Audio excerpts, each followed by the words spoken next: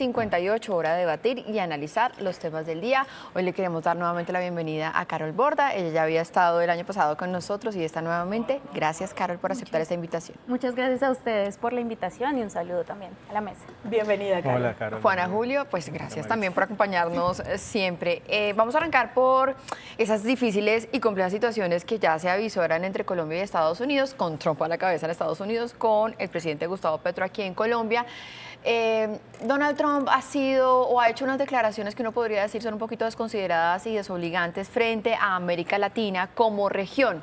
A esto, y por supuesto, pues ha emitido varias órdenes ejecutivas contra los migrantes, que muchos de esos migrantes pues son colombianos también. Frente a esto ha respondido el presidente Gustavo Petro y ha dicho que con Donald Trump pues ese país se va a volver mucho más nazi, que está bien, que los vamos a dejar solos. ¿Qué hay detrás de todas estas pujas políticas y de declaraciones? Hay dignidad, como dicen muchos, que el presidente Gustavo Petro también se está levantando con dignidad. Hay resentimiento, hay ideología. Carol. Yo creo que es importante aclarar que la temática en disputa es migración ilegal, no todo tipo de migración. Todos sabemos las problemáticas que puede haber de este tipo de migración, que son incluso ponen en desventaja a la misma población migratoria y no a la ciudadanía estadounidense solamente. Estamos hablando de aceptar condiciones de trabajo desfavorables, desprotección jurídica y social. Estamos hablando de explotación laboral y por último, pues que simplemente es algo que no es una sorpresa porque siempre fue una campaña, una bandera de campaña del presidente Trump con el cual él ganó, al fin y al cabo está representando lo que 74 millones de estadounidenses quieren. Tendríamos es que preguntarnos, o yo creo que el presidente Petro debería preguntarse, es más bien por qué están migrando los latinos y en este caso los colombianos. ¿Será porque de pronto en el país no existen las condiciones que él debería, digamos, estarse preocupando? Sí. Por ejemplo, el nivel de pobreza monetaria, que casi 20 de los 32 departamentos tienen pobreza multidimensional y ni hablar de la situación del Catatumbo. Sí. Esas son las situaciones que debería estar concentrándose Petro para poder pensar la situación migratoria. Pero en todo esto, y Juana, yo quiero pues también poner sobre la mesa otro elemento que ocurrió en los últimos días, y es solamente contra la migración ilegal, es que Donald Trump ordenó bajar de internet la versión en español de la Casa Blanca, que uno dice es algo chiquito, pero es muy simbólico, y la versión en español de la cuenta en internet de la Casa Blanca. Entonces ya no está la Casa Blanca, sino solamente White House. Dentro de los últimos decretos que ha firmado, que ha sido además la maratón de decretos, nunca se ha visto que un presidente de Estados Unidos llegue a firmar decretos a la loca. Es la primera vez que se ve esto. Esto lo hacen durante años, les toma años tomar estas decisiones. Él tomó decisiones tan radicales como dentro de las que está complicar y volver de más difícil acceso la migración legal. Por ejemplo, con las visas de trabajo, no va a ser tan fácil poder acceder a una visa de trabajo, así usted tenga su contrato de trabajo en Estados Unidos, legal, con todo lo de la ley que antes se podía ver, ahora no va a ser tan fácil y ahora va a haber muchas más restricciones para los extranjeros que quieren migrar como trabajadores a Estados Unidos. También hay lo más, digamos, polémico que ha hecho en materia migratoria en las últimas horas y últimos días es quitar el derecho de nacionalidad por nacimiento en Estados Unidos.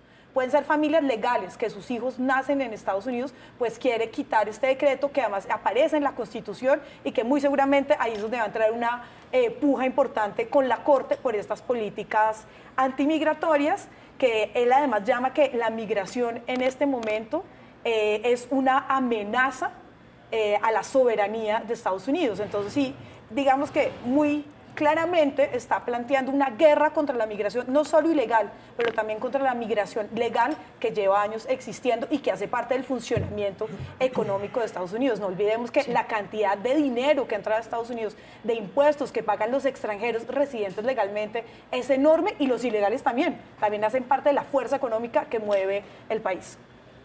Me llama mucho la atención la ambivalencia, el doble rasero de nuestra política exterior, que es muy improvisada. A veces no se habla sobre las decisiones internas de los países relevantes para Colombia, por ejemplo Venezuela, que no es que tenga una política migratoria, sino que tiene una política emigratoria, ¿no? ¿Cómo expulsa al 20% de la población durante los últimos 10 años?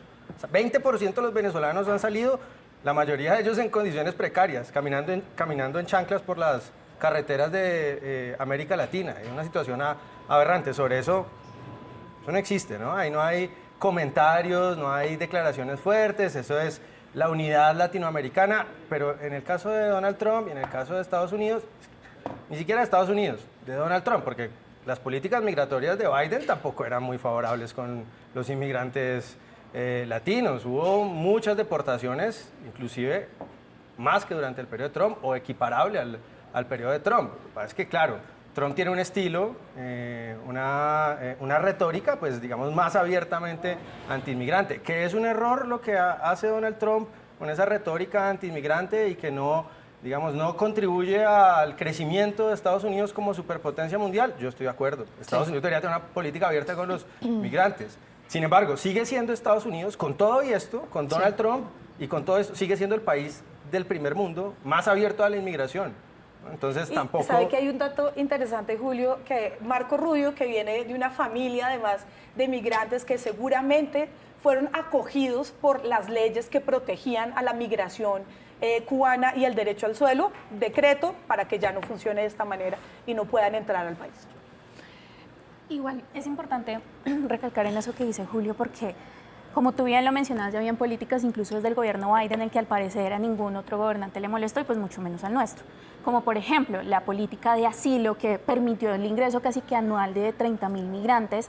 Se dieron cuenta que hubo un abuso y fue la misma administración de Biden quien decidió y quien tomó la decisión de acabar con este programa. Absolutamente nadie dijo nada. Y por supuesto, la hipocresía de hablar de la humanidad y preocuparse por los colombianos mientras la situación que vivimos en el Catatumbo. ¿Qué estamos haciendo en América Latina para que nuestros compatriotas tengan que irse caminando y meterse por el hueco de esa manera tan horrible? También deja de existir el refugio político en Estados Unidos por un decreto que también acaba de firmar Donald Trump.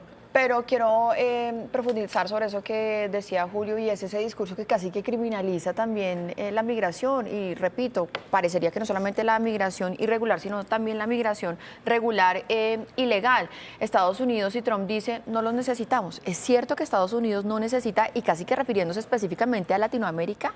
Y por el otro lado, entonces, gobiernos como el de Colombia dicen, entonces hagamos una alianza latinoamericana y miramos un poco más hacia Europa y hacia Asia. Entonces, aquí la pregunta es, ¿no necesita Estados Unidos a Latinoamérica y es posible esa alianza latinoamericana para mirar otras regiones? Pues mire que una de las cosas por las que votó masivamente la población de Estados Unidos por Donald Trump fue por la inflación, y esto no es la primera vez que pasa, ¿no? Con Carter pasó lo mismo y por eso ganó Nixon. Es uno de los temas más importantes para la población que siente va a ese mercado y es costosísimo. Pero lo que no tienen en cuenta es que gran parte de la mano de obra migratoria es la que hace y a la que gana menos que mucha de la mano de obra nacida o con pasaporte de Estados Unidos, lo que hace que no hubiera migración, la mano de obra y el precio de la mano de obra tendría que subir y la inflación volvería a ser enorme, ¿no? Sí. Entonces son ese tipo de cosas y de contradicciones performativas que uno ve entre el discurso, la práctica y lo que pasa en Estados Unidos. Todos los países del mundo, del primer mundo, necesitan urgentemente migración porque estamos en una crisis demográfica en el primer mundo y en el resto gravísima. Pero lo que pasa es que no hay otro país del mundo que reciba inmigrantes como Estados Unidos y en mucha menor proporción Canadá. Sí. ¿Quién conoce migrantes en Japón, en Corea del Sur, en China, que son otros países, digamos, que están creciendo mucho? En gran parte de Europa los migrantes son también rechazados. Entonces, Estados Unidos sigue siendo el gran receptor de migrantes globalmente. Y para cerrar este tema muy rápido, Carol, ¿es posible esa alianza latinoamericana? ¿Podemos dejar de ver a Estados Unidos para ver a Europa y Asia? Precisamente iba a mencionar que no lo veo tan factible porque definitivamente la situación migratoria mundial está cada vez más complicada, sobre todo por este tema de ver con tanta delicadeza las dictaduras y las situaciones de cada país. Siento y he percibido a través de distintos estudios que cada vez los países van a ir cerrando cada vez más sus fronteras a raíz de esta problemática con la migración. Si quieren ver sociedades cerradas, hostiles al extranjero, vayan a Asia, a Japón, a China, por ejemplo. Pasemos a nuestro siguiente tema. Les decía que era deportiva y esto, este novelón que está pasando con Falcao García, que se va, que se queda. Ahorita parece que se están reabriendo todas las negociaciones para que finalmente pueda seguir jugando en Millonarios, pero pues detrás de todo esto está la inquietud de cuánto es que tiene que pagar un colombiano en impuestos, porque Falcao se va porque por cuenta de declarar el impuesto al patrimonio tendría que pagar más de lo que realmente gana. Julio. Pues es un caso que nos permite ver un impuesto antitécnico y contrario al desarrollo del país, como es el impuesto al patrimonio. que impide que en este caso es una superestrella de fútbol, pero en otro caso puede ser una superestrella del mundo de la programación, de la tecnología, un inversionista extranjero que quiera residir en Colombia, pues los estamos expulsando el capital. Falcao tenía que pagar en impuestos alrededor de 6.000 millones de pesos. Básicamente, además del impuesto al patrimonio, otros impuestos. Básicamente tenía que pagar de su bolsillo plata por poder jugar en Millonarios, lo cual, pues, por rico que sea Falcao, obviamente es una persona de un patrimonio muy alto, pero por rico que sea, pues no va a pagar por trabajar, básicamente. Entonces, eso, estamos expulsando a las superestrellas del fútbol, pero las que no vemos son las superestrellas de la ingeniería, de la computación, en fin, de las ramas que son el futuro del Pero país. el 1% no se va a morir de hambre por pagar impuestos. Entonces yo hablé con Sebastián Araujo, uno de nuestros compañeros de deportes, que me dice que son alrededor ¿no? de la cifra que mencionaba Julio, lo que tiene que pagar en impuestos Falcao, pero lo que le trae Falcao al club son alrededor de 12 millones de dólares. Una cifra que Millonarios, yo lo siento con los hinchas de Millonarios, pero aterrizando un poco, pues no es un gran club mundial, no es el Manchester City, no es el Real Madrid. Entonces, para un club de estos... Bueno, estoy escuchando por aquí, por el interno, muchos hinchas de Millonarios indignados con lo que está diciendo. No es una América, digamos. Pero es de todas formas, no, para un club colombiano esto es una ganancia significativa. Entonces, lo que representa para el club, si asume los gastos que le pidió Falcao, que es que asuma los impuestos, el club sigue ganando, Falcao sigue ganando y los bogotanos y los colombianos seguimos feliz teniendo a Falcao en Colombia. Claro. Esta es Rapidísimo. esta es una cuestión de moralidad, porque si bien no se van a morir de hambre, pues uno no puede decidir sobre lo que vale el trabajo de otra persona. Ahora, también es importante mencionar que el impuesto al patrimonio fue un impuesto que en un momento se estableció como un impuesto temporal, como podría pasar con los nuevos impuestos que puedan salir de esta situación del catatumbo y las nuevas medidas del gobierno Petro, que como muchos otros permanecieron. Pero esto es una cuestión inmoral, sobre todo por la eficiencia del gasto público. Entonces, muy bien que se pueda recuperar esa inversión, muy bien que puedan seguir habiendo ganancias, pero entonces, ¿qué se va a hacer con eso? Recordemos que, por ejemplo, el Departamento de Prosperidad Social se ha gastado alrededor de 3.000 millones, casi que la mitad, en entregar subsidios a 20.000 personas que han aparecido como muertas. Entonces, ¿se está gastando bien el dinero? Bueno, ¿Qué pasa con por eso? ejemplo, en el caso de Falcao, pues bueno, uno dice, de pronto Millonarios puede asumir ese valor, pero si no es Falcao, sino otra persona que quiere venirse a vivir a Colombia y que tendría que terminar pagando más de lo que gana, hay que abrir un Y debate los muy que grande sí sobre el tema de sufren, impuestos. los que sí sufren en su esto- economía familiar, Bueno. definitivamente, son la gente que vive alrededor del fútbol. Sí. El fútbol es un negocio, una industria. Mucha gente pierde con la ida de Falcao. Bueno, miren, ahí Está en está duda un esa gran idea. tema, Falcao. Ojalá se Señores, quede, muchísimas ojalá. gracias. Hacemos una breve pausa, ya volvemos con más.